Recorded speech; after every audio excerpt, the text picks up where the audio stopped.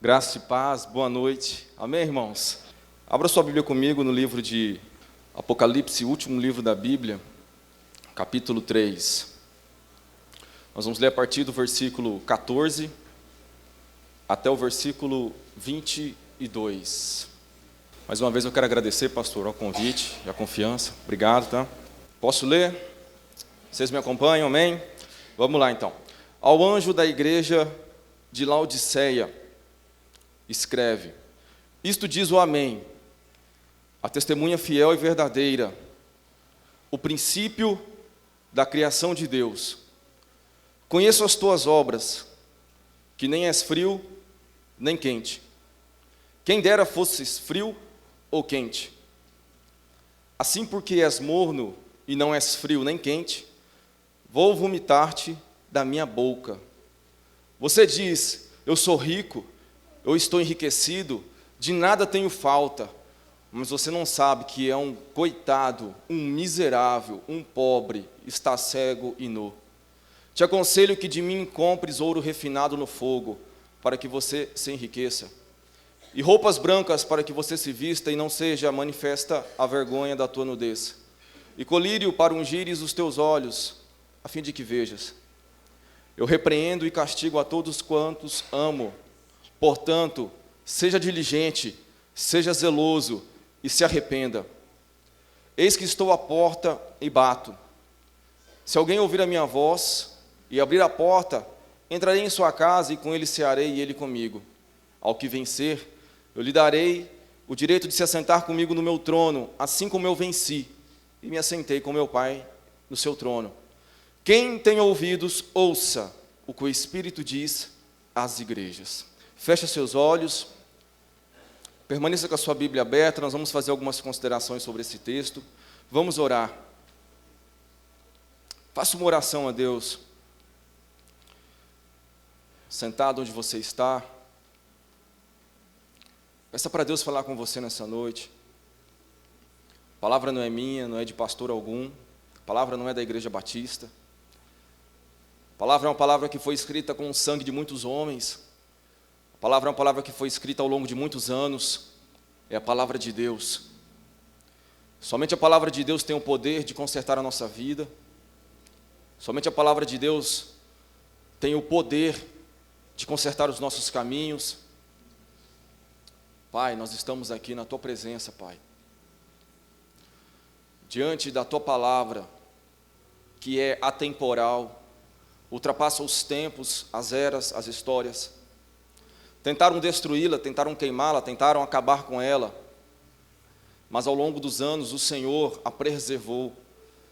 E hoje ela está aqui diante de nós, Deus, neste livro aberto, para que a gente possa, Senhor, entender a Tua vontade. Que a Tua graça esteja conosco nessa noite, que a Tua misericórdia nos cubra, que as asas, ó Senhor, do Senhor, venha nos cobrir e à sombra do Onipotente nós encontremos descanso. Pai, fala conosco, fala com a Tua igreja, em nome de Jesus, amém. Apocalipse capítulo 3, versículo 14 ao versículo 22, encerra uma descrição de 7 cartas a igrejas que se encontravam na Ásia Menor, na época do apóstolo João, quando ele ainda era vivo. E a última carta escrita foi justamente à igreja de Laodiceia. Eu não sei quanto a você, mas eu já ouvi inúmeras mensagens sobre esse texto, com alguns focos diferentes. Talvez o que você vai ouvir aqui nessa noite, você nunca tenha ouvido, mas eu me preparei, estudei de forma a ciência da hermenêutica, que é a aplicação do entendimento da Bíblia, fiz uma exegese desse texto. Por isso que eu estou te falando que às vezes o que você vai ouvir aqui, você nunca ouviu na sua vida. Quando eu ouvia pregações, e não foi nessa igreja, foi em outros lugares, eu sempre me questionava, mas será que era isso que estavam querendo falar? Será que era isso que Jesus quis deixar à igreja de Laodiceia e à igreja dos dias de hoje, quando foi registrado esse texto? Para a gente entender um pouco qual era a mensagem que Jesus queria passar, quando ele falou ao apóstolo João, nós precisamos entender o contexto histórico daquela cidade, naquela região. Laodiceia foi fundada em 250 a.C., por um imperador chamado Antíoco Epifânio II, que lhe pôs o nome da sua esposa, Laodice. Laodiceia era uma cidade onde ela estava estrategicamente instalada. Era uma cidade que, quando as pessoas precisavam ir ao norte, tinham que passar por ela. Quando precisavam ir ao leste, tinham que passar por ela. Quando precisavam ir ao sul, precisava passar por ela. Era uma cidade próximo ao litoral, onde facilitava o transporte marítimo. Laodiceia estava no meio de duas cidades importantes, Colossos e Hierápolis. Colossos ficava a 16 quilômetros de Laodiceia. Hierápolis ficava a 10 quilômetros de Laodiceia. Laodiceia era bastante famosa e conhecida porque naquela época já possuía instituições bancárias. A própria cidade de Laodiceia cunhava e fabricava a sua moeda, a moeda da época. Laodiceia tinha uma avançada medicina. Eles, naquela época, fabricavam um tipo de um colírio que era utilizado para curar diversas doenças nos olhos. Laodiceia também tinha uma indústria têxtil bastante conhecida.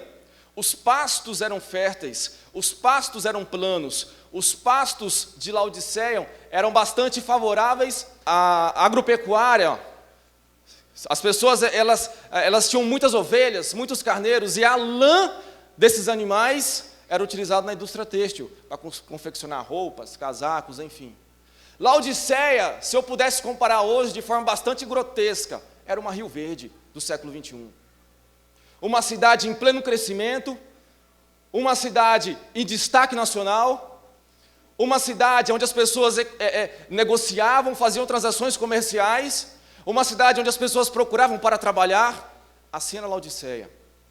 Só que Laodiceia tinha um problema, ela não tinha tratamento de água próprio. A água que ela recebia era de Colossos e de Hierápolis. Colossos era uma cidade que estava nas montanhas, a água era gelada, e por aquedutos, por tubulações, a água vinha até Laodiceia. Já Hierápolis era uma cidade que tinha um lençol freático com águas termais, água quente. Da mesma forma, a água vinha por tubulações, por aquedutos, e a água abastecia a cidade de Laodiceia. E aí Jesus destaca que Jesus diz para a igreja de Laodiceia, não para a cidade: quem dera se você fosse frio ou se você fosse quente, mas porque você é morno. Nós podemos fazer duas considerações. Por que a água se tornava morna? Primeiro, ela poderia chegar de Hierápolis e se tornar morna porque a água sai de lá quente. Segundo, ao se encontrar com as águas de Colossos, que eram geladas, as águas se tornavam mornas. E a gente sabe que uma água morna não é uma água boa para beber, para consumir. É uma água que causa náuseas. E aqui Jesus está dizendo: porque você é morno, estou a ponto de te vomitar na minha boca. A gente precisa entender qual é a mensagem que Cristo quer passar ao apóstolo João, quando ele utiliza da geografia daquela cidade para destacar o pecado da igreja. Jesus não está enfatizando e aprovando somente quem é quente. Eu já ouvi inúmeras mensagens. As pessoas associam quente com quem é espiritual, com quem é avivado, com quem fala língua estranha, que pula, sapateia, faz um monte de coisa. Errado. Aí associam frio com aquele que é mais introvertido, com aquele que é mais quieto, que adora a Deus, quem sabe no silêncio, com uma oração silenciosa. E aí recriminam, errado. Olha o que o texto fala: quem dera se você fosse frio ou quente.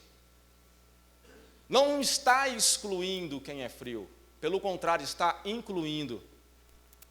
Mas porque é morno. Mas porque é morno. estou a ponto de vomitar-te da minha boca. Jesus enfatiza que aquele que é morno é o apático, é aquele que se distancia de Deus, é aquele que vive na morbidez espiritual, numa anemia espiritual, é aquele que não refrigera, não refresca sendo frio, mas também não traz uma cura por poder ser quente. Quem dera se nós, oxalá se fôssemos frio ou quente. Essa é a mensagem de Cristo aqui para essa igreja. Para uma igreja que estava instalada numa cidade próspera, crescente, rompante, que tinha tudo para dar certo. E Jesus vira para aquela igreja e fala: olha, vocês não são nem frio nem quente, vocês são mornos.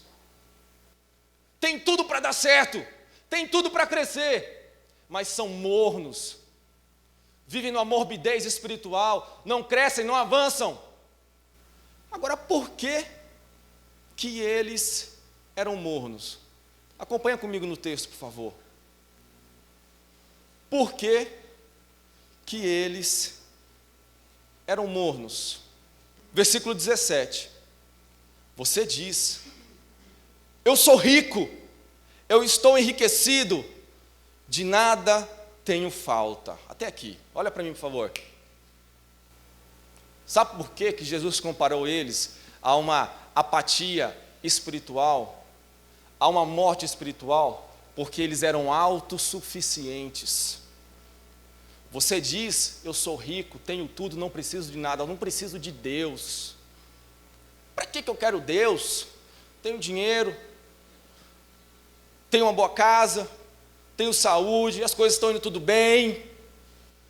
Para que eu quero Deus? Para que eu vou perder o meu tempo indo em igreja? Para que eu vou perder o meu tempo estudando a palavra, dobrando os meus joelhos, investindo o meu tempo em oração? Autossuficiência, a deidade do homem. O homem é só crescer um pouco, com raras exceções não acontecem, mas na maioria dos casos é só crescer um pouco, ganhar um certo status, uma certa evidência, ele começa a achar que ele é Deus. Só porque tem um pouco mais de poder, tem um pouco mais de influência, eu sou rico, tenho tudo, não preciso de nada. Deus? Que Deus, rapaz? Deus é filosofia, Deus é coisa da cabeça de gente fraca. Deus é coisa da cabeça de gente que não tem o que fazer, gente bitolada. Eu sou rico, eu tenho tudo, não me falta nada. Esse era o motivo porque aquela igreja era morna. E eles eram crentes, iam na igreja, cantavam, louvavam, levantavam as mãos, mas não faziam parte do corpo de Cristo. Não estavam ligados na videira, não estavam conectados com Deus, faziam da vida cristã uma religião. E cuidado, o cristianismo que pensamos que é a religião de Deus é uma religião. Podemos vir à igreja e sermos religiosos. Aí Jesus continua no texto falando: mas não sabes que é um coitado, um miserável, pobre, cego, nu. Algumas versões falam até da palavra desgraçado. Forte, né? Fora da graça, sem a graça. Deixa eu falar uma coisa para vocês. Um dos maiores erros do homem é pensar que pode viver sem Deus. Um dos maiores erros da humanidade, da política, da economia, das empresas, dos negócios e das igrejas, é pensar que pode viver sem Deus. Basta entrar uma bactéria na nossa corrente sanguínea, basta sofrermos um acidente, capotar um carro, a nossa vida vai embora, nós morremos, vamos feder dentro de um caixão. Quem somos nós sem Deus? Nada, absolutamente nada. Nós não somos nada.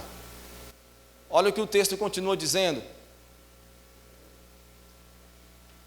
Versículo 18. Aconselho-te que de mim compres ouro refinado no fogo, para que te enriqueças. Olha aqui para mim, por favor. Jesus revela o pecado daquela igreja.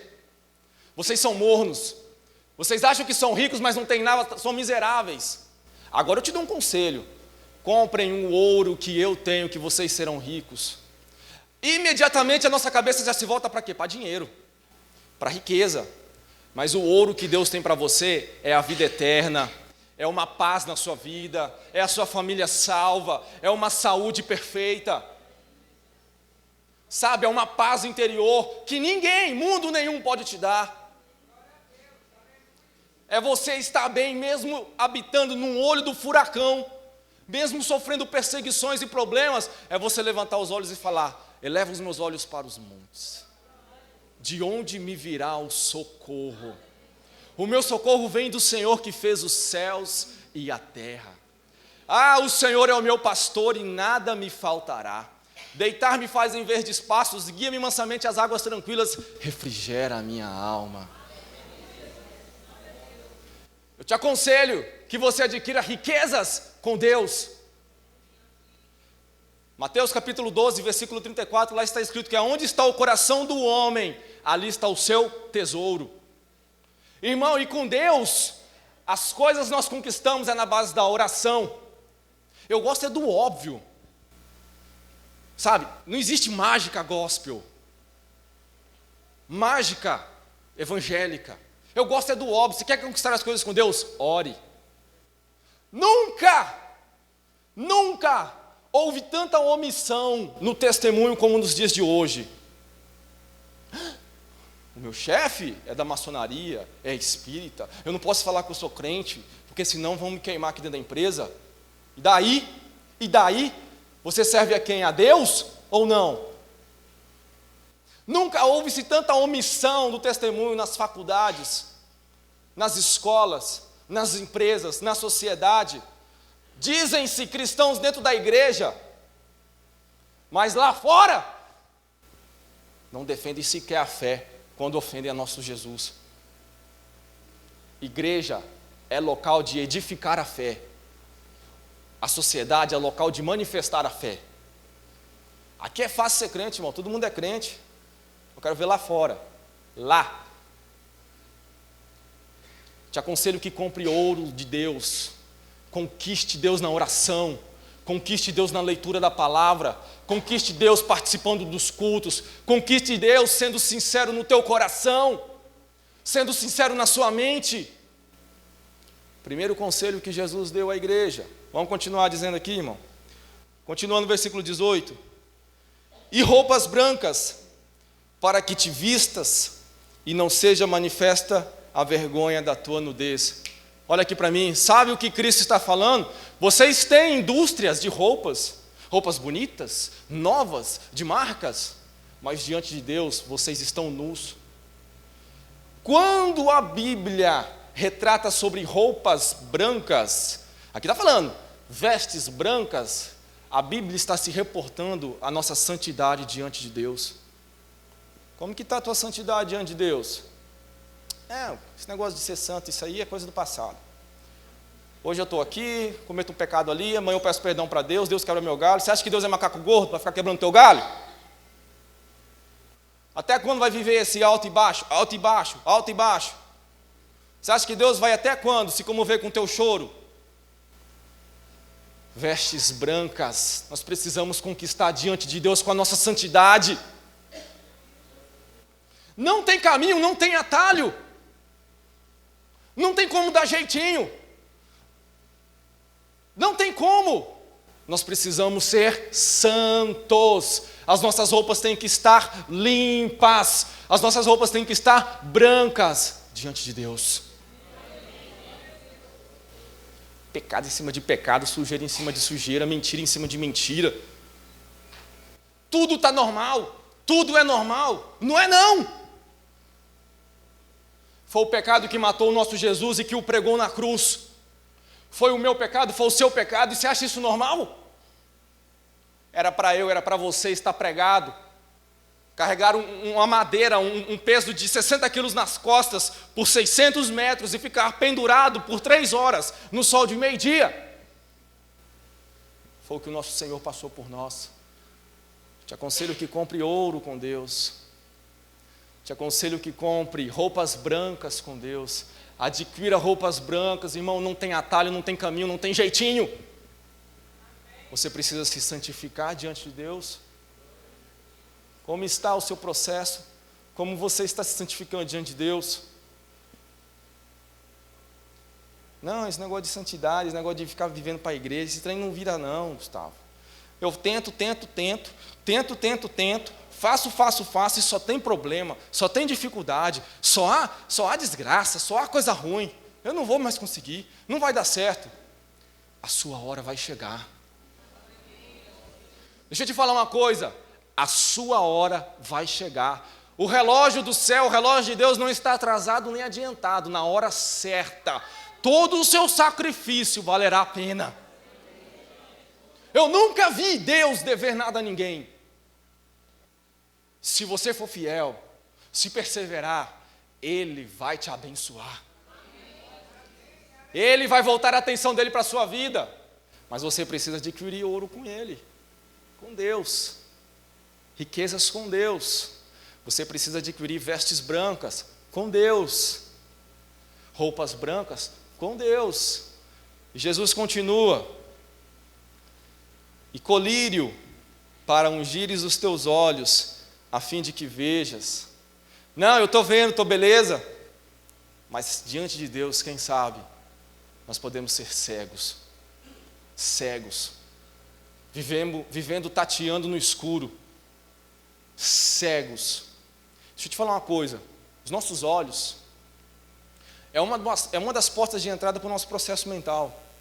Aquilo que nós vemos influencia 70% daquilo que nós pensamos. Influencia mais do que aquilo que nós ouvimos. Influencia mais do que aquilo que nós cheiramos. Influencia mais do que aquilo que nós pegamos. O nosso processo visual, ele tem um peso enorme na construção dos nossos valores, na construção da nossa vida, na construção das nossas ideias, dos nossos pensamentos, nas nossas ideias. Agora eu te pergunto, Jesus fala, eu te indico que você compre colírio para que você veja. Deixa eu te perguntar uma coisa, o que você anda vendo? O que você anda vendo? Que tipo de programa você põe lá na televisão da sua casa? Que tipo de reality show você acompanha? Que tipo de novela você anda assistindo? Ah, Gustavo, então quer dizer que eu vou pegar na televisão e jogar fora? Pelo amor de Deus, irmão, não vamos ser ignorantes, né? Não é essa a questão. Não é essa a questão. A questão é o que nós estamos assistindo, o que nós estamos vendo, o que nós estamos colocando para os nossos filhos assistirem. Aquele guri é um cão. É um demônio, ele nasce com os 2 chifrinhos nele assim, um rabinho por trás. Se eu não colocar o desenho dele o dia inteiro para ele assistir, ele não vai resolver, não vai deixar eu trabalhar. Aí assiste, você nem sabe o que ele está assistindo. Lá com 16, 17, 18 anos, você vai colher. Vai colocando qualquer coisa na frente do seu filho. Você, homem, o que você anda assistindo e vendo na internet de madrugada enquanto a sua esposa está dormindo? Desenho que não é, né? Sua esposa já te chamou várias vezes, já chorou para você ir dormir, e você fica assistindo o quê nessa internet? Você, jovem, está vendo o que na internet? Que tipo de site você está acessando?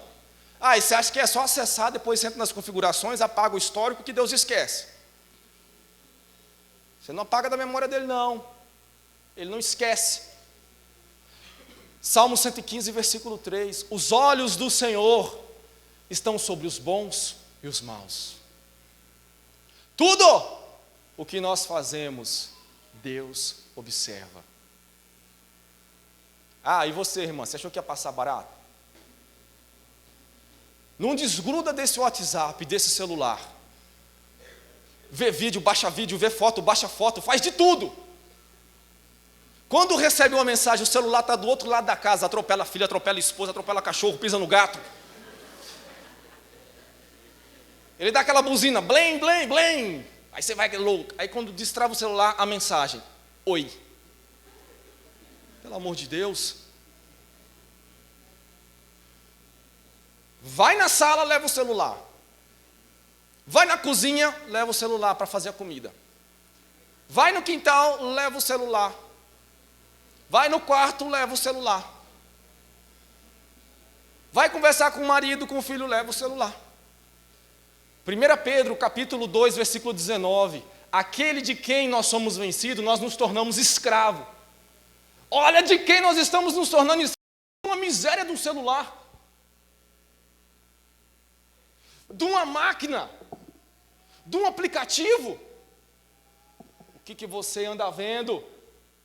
É tanto excesso de informação, excesso de tanta coisa. Tem que acompanhar, tem que estar. Aconselho que você compre ouro de Deus. Aconselho que você compre roupas brancas de Deus. Aconselho que você compre colírio de Deus para que você possa ver as coisas espirituais. Há quanto tempo você não tem uma experiência com Deus marcante? Não, Gustavo, há 33 anos atrás eu tive um encontro com Deus. Pelo amor de Deus, que Deus mais fajuto. Agora, será que é culpa de Deus? A Bíblia fala de glória em glória, de glória em glória. Nós somos transformados de glória em glória. É uma glória essa semana, é outra glória semana que vem, é uma presença essa semana, é outra presença semana que vem. Agora, as nossas experiências com Deus é igual a Copa do Mundo, é de 4 em 4 anos. Gente, isso é sério. É sério. Te aconselho que compre ouro de Deus. Te aconselho que compre roupas brancas. Te aconselho que compre colírio para você enxergar as coisas espirituais, as coisas da palavra. Aonde vamos parar? O que vamos fazer? Davi, ele fala, me vê aqui um salmo, Salmo 101, versículo 3. Não colocarei coisas más, erradas diante dos meus olhos. O sujeito da oração, a pessoa ativa da oração, somos nós. Era Davi. Não é Deus que vai tirar, que vai limpar tudo. É você que não pode colocar. É você que tem que tomar atitude. Até quando vai viver esses altos e baixos? Até quando vai viver essa vida carregando? Essa vida desse jeito, se arrastando? Deus tem uma vida abundante para nós. Deus tem uma vida de bênçãos, uma vida plena, uma vida de sucesso espiritual para nós. Mas nós precisamos nos posicionar. Sabe o que Jesus estava falando para essa igreja aqui? Falta posicionamento de vocês. Tem medo. Falta posicionamento. Se posicione na sua fé. Pai, se posicione como líder de casa. O guri manda e desmanda, cospe no C, chuta o C, e você fica igual um bobão olhando para ele. Até quando? Se posicione como um homem de casa. A sua mulher olha para você e não sabe se é um homem ou se é um banana. Não tem atitude, não tem posição, não faz nada. O chuveiro está quebrado há 1 mês. O pé da cama está estragado, que a cama só fica balançando e não arruma. Isso é sério, gente. Isso é sério. Nós precisamos tomar atitudes diante de Deus. Para concluir, eu quero ler o versículo 19 e o 20 com você. Olha o que Jesus diz no versículo 19. Eu repreendo e castigo a todos quantos amo. Portanto, seja diligente e se arrependa, porque eu estou à porta e bato. Jesus. E se alguém ouvir a minha voz e abrir a porta, entrarei em sua casa, e com ele eu vou cear, e ele vai cear comigo. Ele te repreende, ele te chama a atenção, é porque ele te ama. Como foi pregado no primeiro culto, que o irmão Sandro pregou, o amor de Deus por nós é imenso, imensurável. Como que um Deus santo, justo, pode amar uma raça de pecadores como nós? Somente sendo Deus, porque Ele te ama, Ele te corrige. E a palavra muitas vezes tem sido usada, sabe por quê, irmão? Só para massagear o nosso ego. Ah, papai do céu, tem ciúme de você. Ah, nossa, como eu sou importante. Mas quando a palavra vem para confrontar a gente se esquiva, né? a gente se esquece, né? A gente não toma a atitude necessária. A palavra vem para te tirar da zona de conforto. A palavra vem para mexer com a sua vida espiritual, para você orar, para você ter um compromisso, reafirmar o seu compromisso com Deus. Até quando? Até quando? Eis que estou à porta e bato, disse Jesus. Se alguém ouvir a minha voz e abrir a porta, eu entrarei com ele, e com ele eu vou cear. Ouça o que o Espírito diz às igrejas. Deus não vai te forçar a fazer nada. Deus não vai te forçar a tomar atitude nenhuma. Está nas suas mãos. Está nas suas mãos. Fica de pé no seu lugar. Feche os seus olhos.